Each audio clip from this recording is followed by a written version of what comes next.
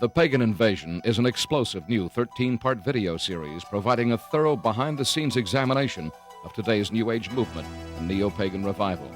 Each superbly produced volume features rare footage from around the world, along with expert analysis by noted Christian leaders and authors. For more information, contact your local Christian bookstore or call 1-800-828-2290. California residents call 1-800-633-0869.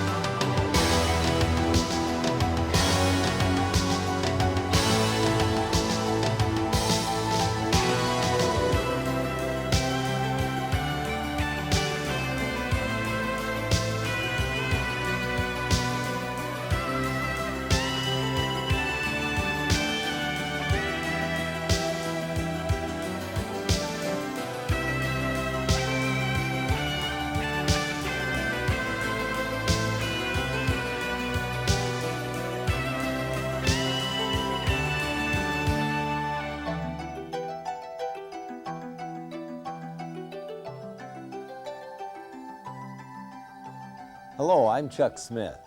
And I'm Carol Matriciana. Welcome to this edition of The Pagan Invasion.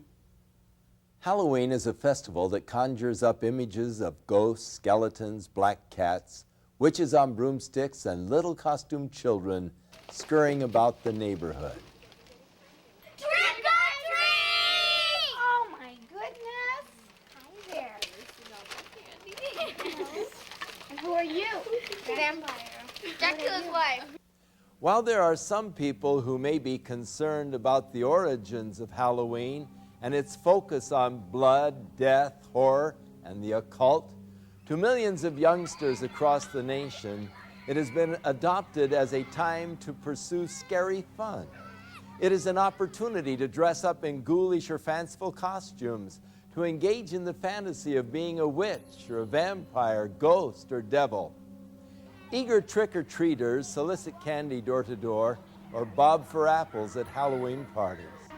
Others brave haunted houses and horror movie marathons, while the more daring visit cemeteries at midnight, play with Ouija boards, and hold seances in an effort to contact spirits of the dead. One of the biggest promoters of Halloween is the public school system.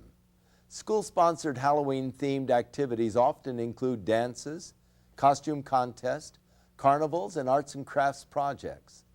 Education officials admit that more effort is usually put into the celebration of Halloween than any other holiday, including Christmas and Easter. Is the stimulation of a child's sense of fun and fear all there is to Halloween, or is there more? For many entrepreneurs, Halloween is big business, a major promotional event used to bring in billions of dollars worth of revenue.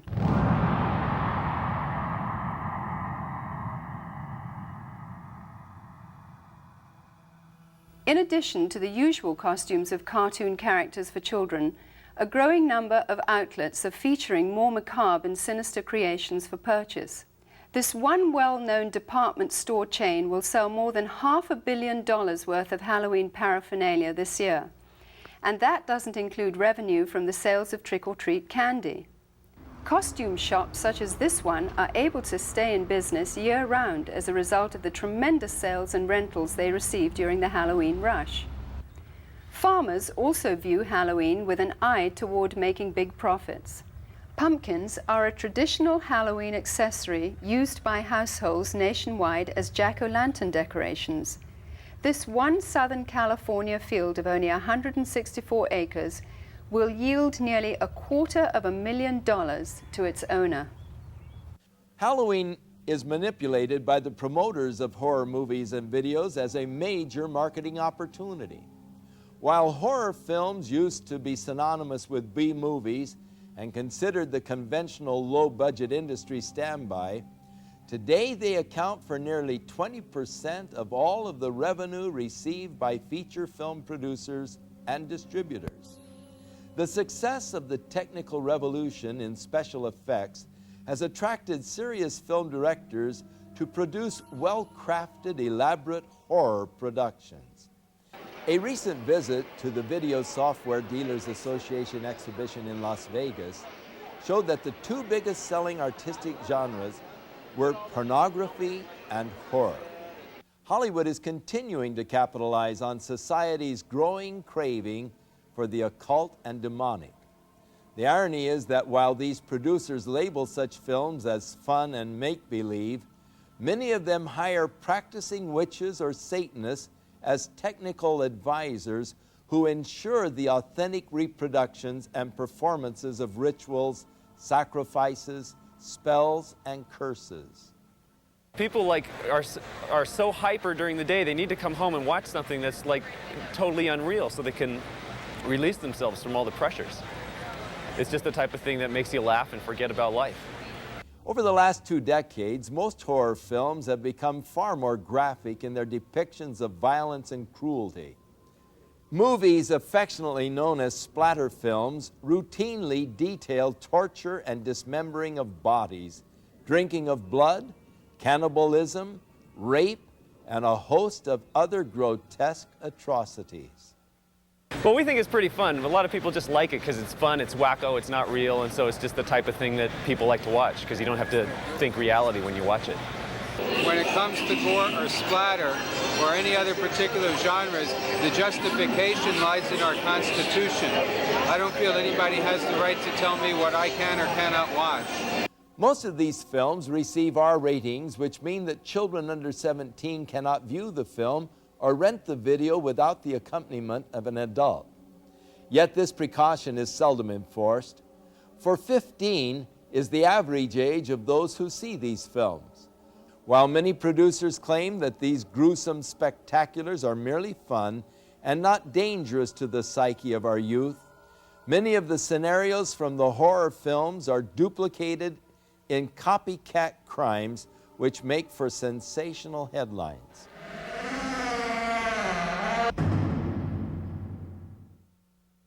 Glenn Hobbs was initiated into a satanic coven as a child by his grandfather and continued participating for many years. I recently asked Glenn about his involvement and the importance of Halloween to the occultist. Well, my involvement in satanic worship was, I was involved in it as a child. Of course, I was a generational Satanist, what they call a generational Satanist, and what that means is that my family was involved in it and their family before them. Now, my earliest rememberings of Halloween and some of the things that were involved was, it was a very dark time for me as a child.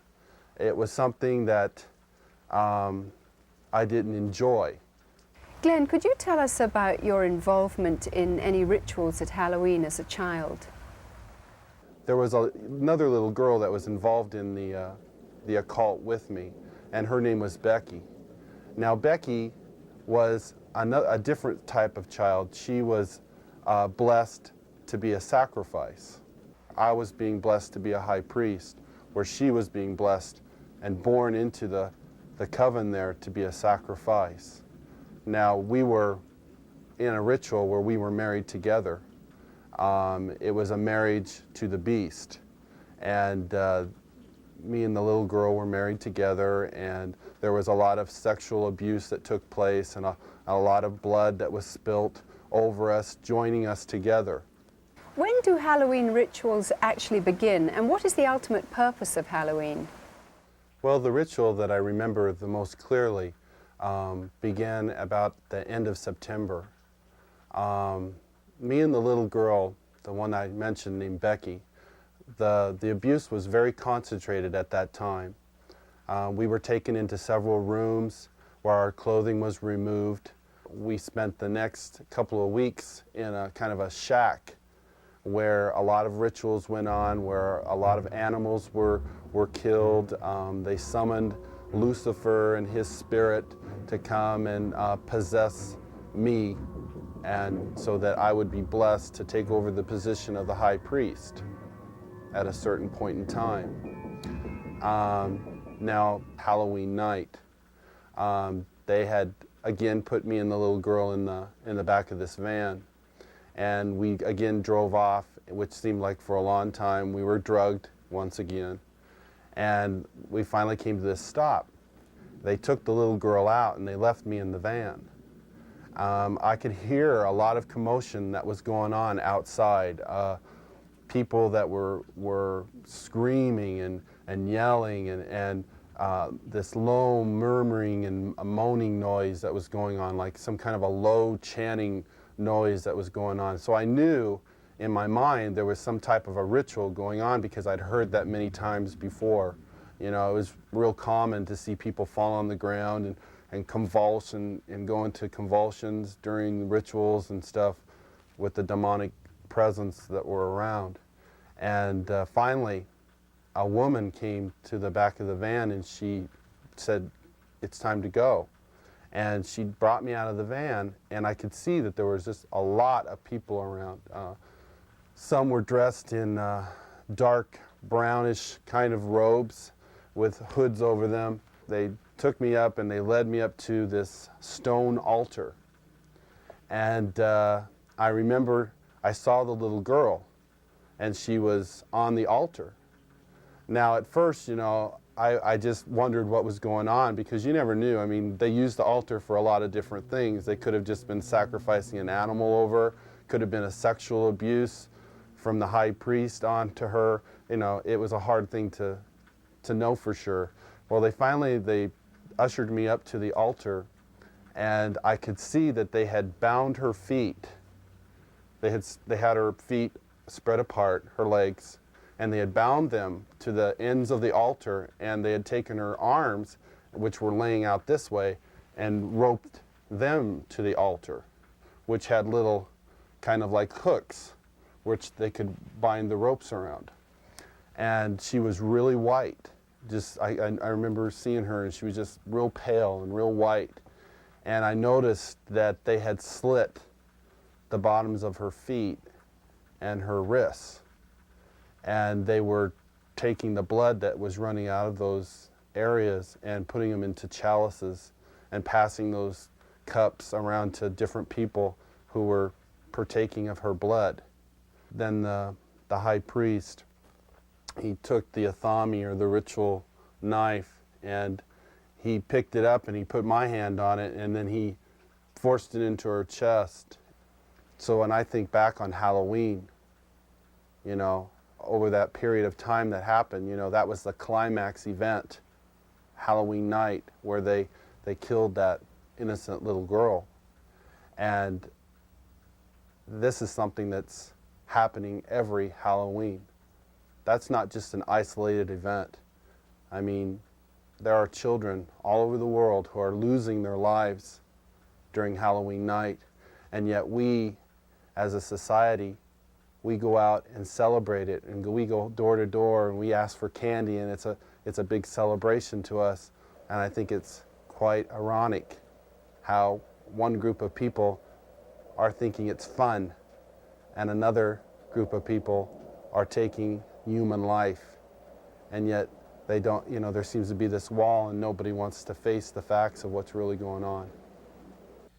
Today, reports from all over the world show a growing concern over the mushrooming attraction towards the occult. Heinous crimes connected with the occult, according to police, are reaching epidemic proportions.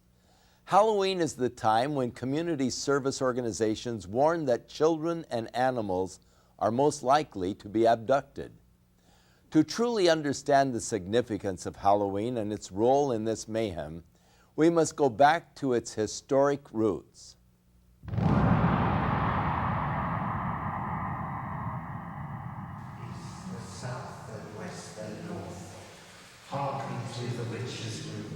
What you are looking at are actual rituals and spells being performed by practicing witches and druids throughout America and Europe. These are not actors or reenactments, they are real. Most of Halloween's customs are the remainders of pagan superstition relating to Samhain, the Druidic New Year. The Druids were the influential priests, magicians and sorcerers of the nature religions that prevailed in early northern Europe. These native beliefs permeated Celtic culture for about 2,000 years, up until the introduction of Christianity. Today, a revival of the practices of Druidism, along with various forms of witchcraft and nature worship, are sweeping across Europe and North America. Power of the sun. Power of the sun. The Druid orders are full of people from all walks of life, from soap opera stars to doctors and lawyers, dentists and toilet cleaners. Anybody can be a Druid.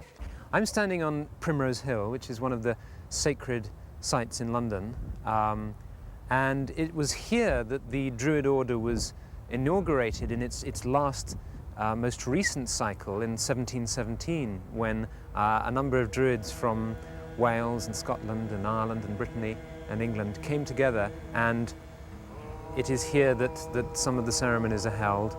Samhain was seen as a time when the dividing line between the dead and the living was at its thinnest. Consequently, contact with spirit beings was thought to be easiest. Samhain was also one of the major fire festivals of the Celts. At this time, the Druidic priesthood led the people in diabolical worship ceremonies in which they would sacrifice animals and humans in ritual killings. Human sacrifice has absolutely no place in the modern tradition. Just because we see a pagan revival doesn't mean that we wish to go back to barbarism of any sort. So it's a bit of a red herring. It's not something we like to talk about. The name for Druids is believed to come from the Greek word drus, meaning oak. Druids usually select groves of oaks for their ceremonies and use the leaves in their sacred rites. The work of the Druids consists in reuniting us with the world of nature externally and internally with that stream of ancient wisdom and knowledge. Sharing the Druidic tradition of nature worship is witchcraft. The title witch is from the Saxon word wicca, meaning the one who practices sorcery. The Oxford Dictionary states that a Wiccan is one who is twisted, bent or warped. Despite attempts from modern Wiccans to sanitize the original intention of witchcraft, its practice cannot be divorced from demonology. O guardians of the watchtower of the East, I, Ishtar, high priestess and witch, do summon and stir thee.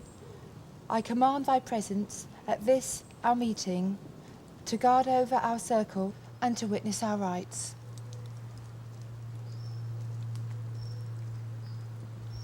So mote it be. So mote it be. My mother was a witch, and my grandmother was a witch, and I have been a witch for as long as I can remember.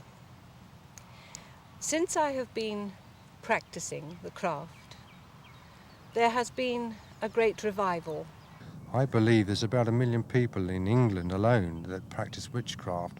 The pagans are all over the place with their covens. If they're not calling themselves witches alone, they are paganistic in their ways.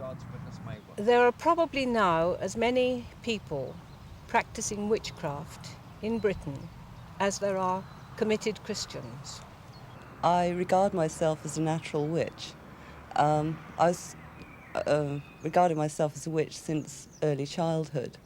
I was brought up in a very isolated part of the country, on the Welsh border, which has a long tradition of magic and Welsh sorcerers. It's almost as if there's a kind of grassroots feeling back towards paganism. We live in a kind of post-Christian era almost, and that people are moving towards a kind of neo-paganism, I suppose. We learn as practicing witches to tap into forces of nature and to actually, if you like, send out a spell or an incantation or an invocation in a very powerful way. It's in many ways to bring you back to nature, to bring oneself back to nature, and to learn how we fit in with the natural scheme of the universe and the natural scheme of the earth, and understanding what we need to do to heal the planet.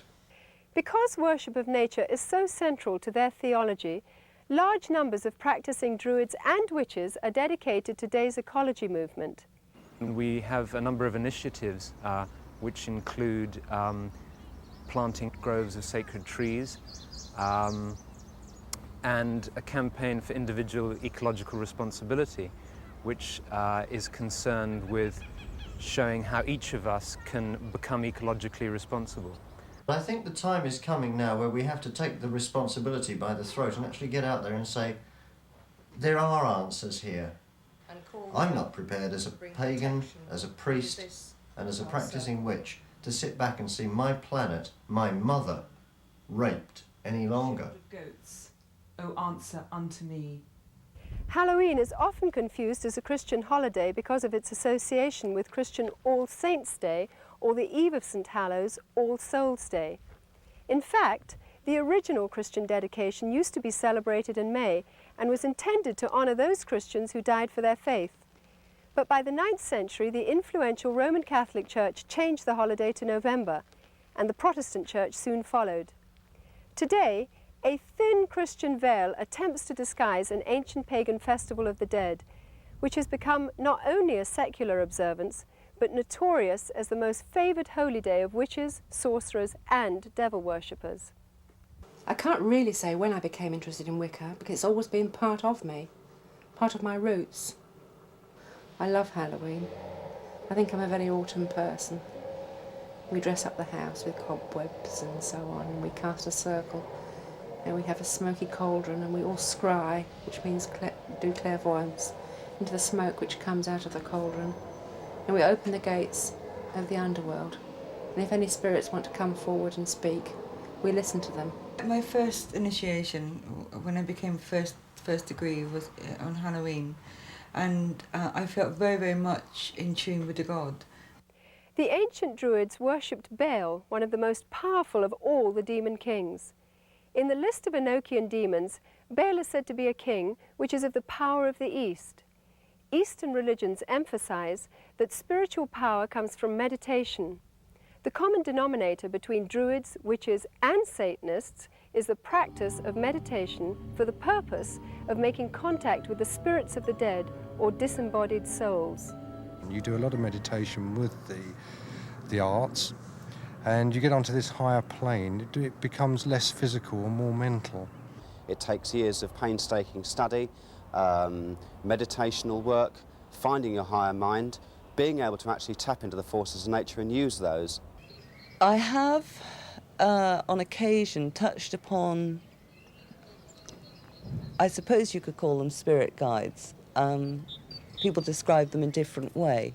I am aware of a hierarchy of spiritual advisors who live on another plane of consciousness that you can approach, that will acknowledge you and advise you and assist you. We have what we call contacts. There are other names for them. They are beings, that's the easy thing to call them, which can be people who have lived on the earth, or they can be God forms. They become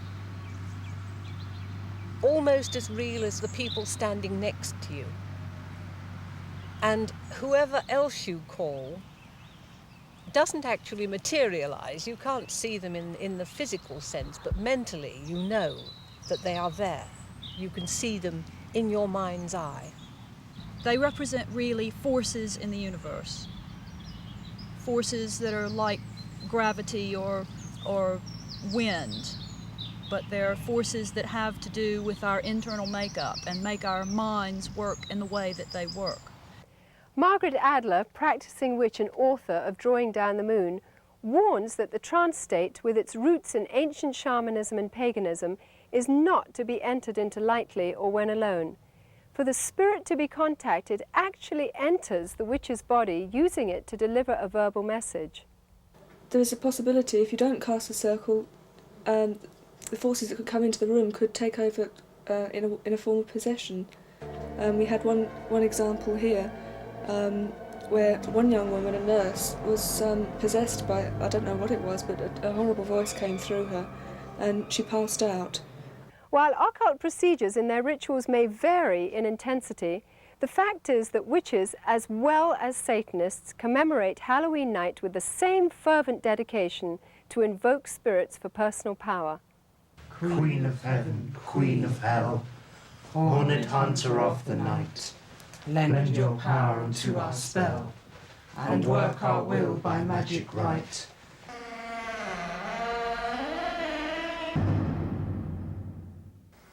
Glenn, you've now been a Christian for some time. What is your reaction when you see Halloween celebrated by people? Whenever Halloween time starts coming around, about the 1st of October, you go into the stores, you see the costumes, you see the mother with her little girl putting the witch's hat on her, and the little boy getting excited about getting the devil mask, and you see the candy, you see the Halloween pumpkins, you see people decorating their houses with skeletons and all these symbols of death. You know, it only serves to bring back horrifying memories to me.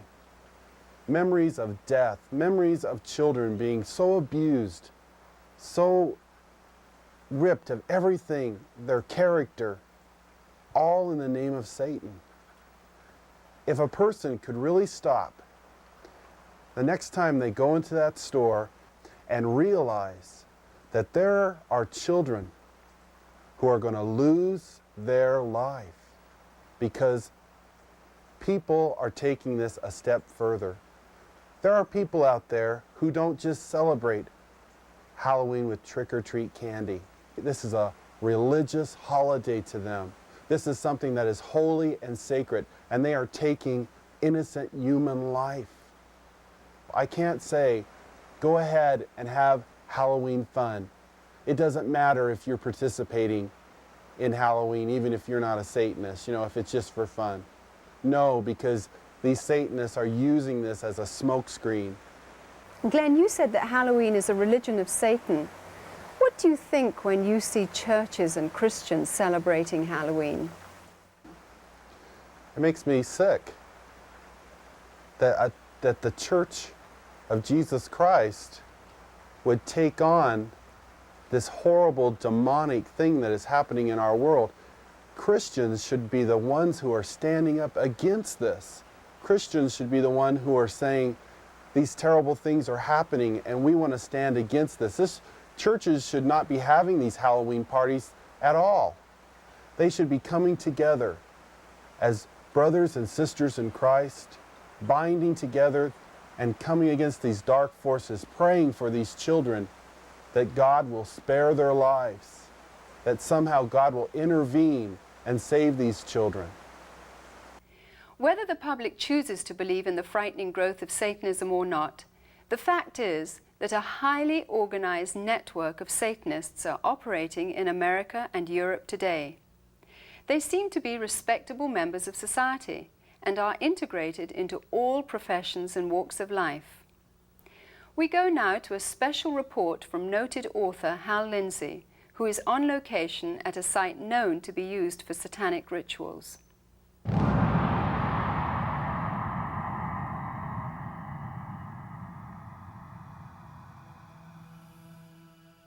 We came out to a place in the hills east of Los Angeles, to a location that has been identified in the past with ritual worship and, we believe, Satanism. Frequently, this site has been discovered with candles that had been used in ritual, and you can look at some of the artifacts we found here today, upside-down crosses that were put around, bones that are scattered around here, and various satanic symbols, but also something disturbing in the light of what we'll be talking about in the future, and that is the diaper of a very, very small baby.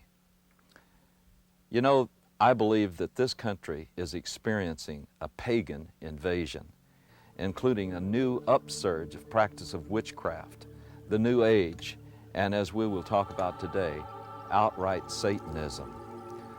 Around the middle of the 1960s, there was a dramatic upsurge in satanic worship, beginning with Anton LaVey and his writing of the Satanic Bible and the founding of the Church of Satan in San Francisco in 1966.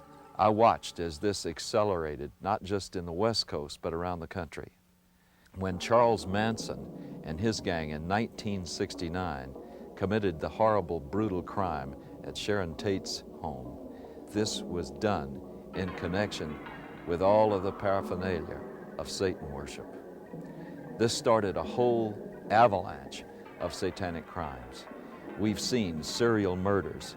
We have watched as one after another has been brought to light. Many murders where satanic symbols have been discovered, the pentagram, 666, and all sorts of things of this nature were done. But more distressing, we have found all over the country reports that there are animals that have been mutilated in a very skillful and specific style that shows that they were ritually offered as sacrifices. There are now confirmed cases where there have been girls that have been used as breeders and their infant children have been sacrificed to Satan. Halloween seems to be the high holy day for the Satanist and the occultist. Halloween is the time when all across the country, in secret little places, in the dark, there will be little babies sacrificed to Satan. You don't believe it? I know it's hard to believe myself. But there has been such an acceleration of worship of Satan that we believe that these sorts of things are happening, and we have evidence that they are. Satanism exists in this country as it exists elsewhere. It is appallingly evil. It is about murder. It is about child abuse. It's about sexual abuse. It is no joke and must be taken seriously and must be dealt with. If they can ritually abuse children, if they can in any way sexually abuse children, anything to destroy a child's innocence or their trust or their wonder at the world, they will do it. The most tragic stories that I've ever heard are where a child has told people what's been happening, and the adults have said, "Don't be stupid, that doesn't happen in this country, you're making up stories, you're lying." The problem we're coming across is that the higher officials in these public organizations do not want to acknowledge that this is occurring. We need to lift that veil of misunderstanding and saying, hey, this is a crime to be dealt with. It's the crime of the 90s. It's not going away. Satanists want to recruit. We know that it's been going on for many years. This is not new. but their arrogance and their outwardness about the way they recruit is becoming unbelievable. Sometimes they'll simply suck them in through the local high schools, sex and drug parties. We have an epidemic of young people participating in some strata of Satanism. Now, that doesn't mean that they're all out sacrificing human beings, but they may very well be doing the rituals that involve mutilation of animals. One fire department individual told me all of the woods around our area have these types of rituals going on. It is believed that if you kill an animal, that exerts a tremendous amount of energy that the people there can sort of vampirize on, and so animals would be slain, and this is especially true on the high holidays like Beltane and Samhain, Halloween and May Eve. There's something about sacrifice. If you do it once, you want to do it all the time. Once you've actually passed the barrier of sacrificing an animal, you get this sort of bloodlust where you really want to do it. And I really wanted to do it.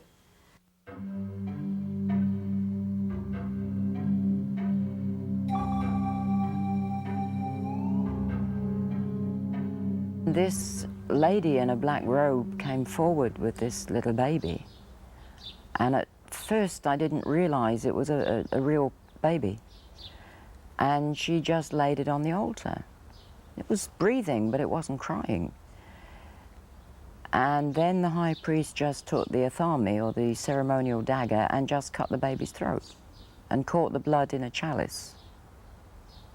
At that point, I was staggering, reeling. I thought I was just going to throw up. I just couldn't believe it. But by then, I was so scared that I just stood there. And then when I was led forward, I thought, this is it, it's your turn, they're going to kill you.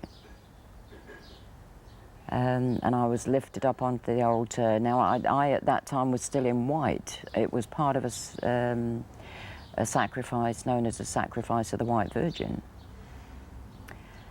And the same blood that had come from the baby was daubed all over my body.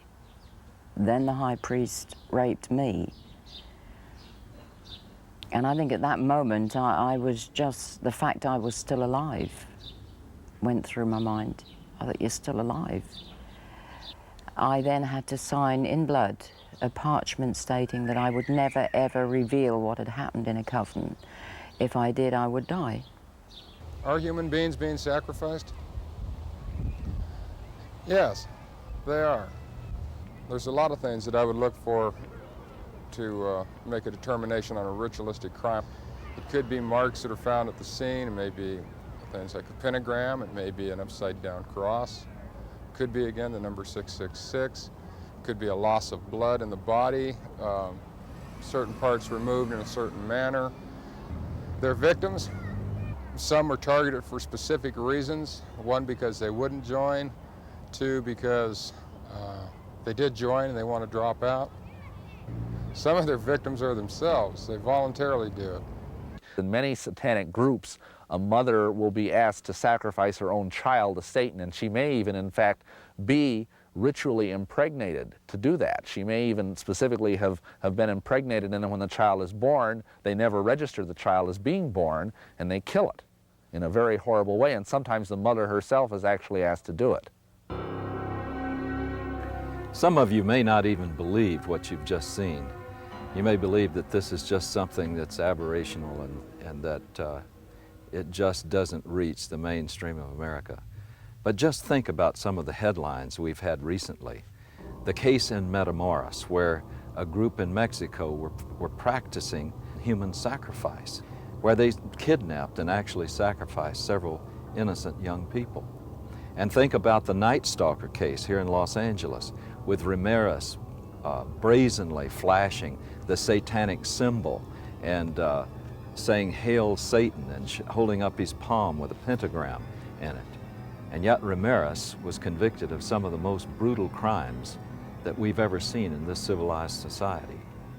One case where he caused the woman to say, "Hail Satan," while he was raping and sodomizing her alongside of her husband, whom he had already murdered. These are things that were done as a result, I believe, of getting involved in Satanism. The real Satanists, the hardcore Satanists, are involved in criminal activity, and for that reason they are going to try and look as normal as possible, the better to be able to deceive you. They're doctors, they're lawyers, they're teachers, they're oftentimes people who are in positions of great influence over small children.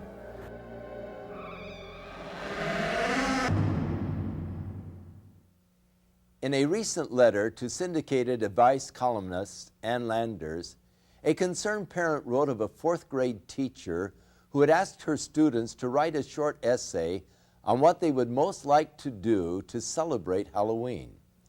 80% of her 9-year-olds expressed the wish to kill somebody. It is easy to see how Halloween's ambiance can promote an unhealthy desire for violence. All of today's seemingly innocent Halloween customs and symbols have their origins in the ancient Celtic Day of the Dead. For example, the practice of trick-or-treat is from Celtic tradition, where people gave food in return for blessings from spirits of the dead. Failure to supply treats would result in demonic retaliation. Jack-o'-lanterns grew out of the Celtic tradition of carving the faces of demonic spirits on turnips and later on pumpkins. The World Book Encyclopedia says the apparently harmless lighted pumpkin face of the jack-o'-lantern is actually an ancient symbol of a damned soul. Candlelit pumpkins, or skulls, at a home signified that the occupants were sympathetic to Satan and would therefore receive mercy by spirits and trick-or-treaters on their Halloween rounds. Perhaps the most sickening of all Druidic New Year practices were the human sacrifices which occurred at midnight. Adults and children alike would be thrown into huge fires while the celebrants danced around them in demonic fits of abandon. By morning's light, only ashes and bones would remain. These were called bone fires, which is where we get the tradition of bonfires today. The Druids believed that black cats were reincarnations of the evil dead and were possessed with supernatural power and knowledge. Bobbing for apples was part of the Druidic New Year sexual divination ceremony of fertility. The broomstick and witches' hats were originally considered phallic symbols. When used in the rituals of witchcraft, these objects supposedly transform the sexual energy released during orgasm into psychic energy. By understanding the pagan origins of Halloween, we can no longer claim ignorance. As parents, we are called to a sense of responsibility and must decide whether to allow our children to participate in occultic celebrations which glorify the powers of darkness. Deuteronomy chapter 18 spells out God's position concerning man's participation in divination, sorcery, or communicating with the dead. Verse 12 states that whoever does these things is detestable to the Lord. By participating in the customs of Halloween, whether in fun or ignorance, we are continuing in practices which have been consecrated to Satan. People who love the Lord should stand for separation from these things and not compromise. Christians can gather together at Halloween and use the night to educate themselves to the dangers of paganism and to take the opportunity to pray and wage spiritual warfare against the powers of darkness in their community. It can be combined with a time of worship, praise, and thanksgiving to our Heavenly Father for victory over Satan, death, and hell. Many of the people appearing on this program got involved in the occult because of a desire for divine-like power. The source of occult power is Satan. It is deceptive, exploitive, and will eventually fail to deliver on its promises. And there is always a hidden and heavy price to pay. The power God offers mankind, on the other hand, stems from a personal caring for that which He created. If you don't know God, but would like to experience His life-changing power, then recognize that Jesus Christ wants to be the Lord and Savior of your life. If you accept the fact that His death and resurrection is payment in full for all of your sins, you will have everlasting life. Within all of us, there is a God-shaped vacuum. Throughout the ages, man has attempted to fill that void with the things of the world. But it is only through a relationship with our Creator that we can be truly satisfied. His Holy Scriptures reveal the way in which we can be reconciled to God, and that is through the provisions of His Son, Jesus Christ. I'm Chuck Smith. And I'm Carol Matriciana. Join us again for another edition of The Pagan Invasion.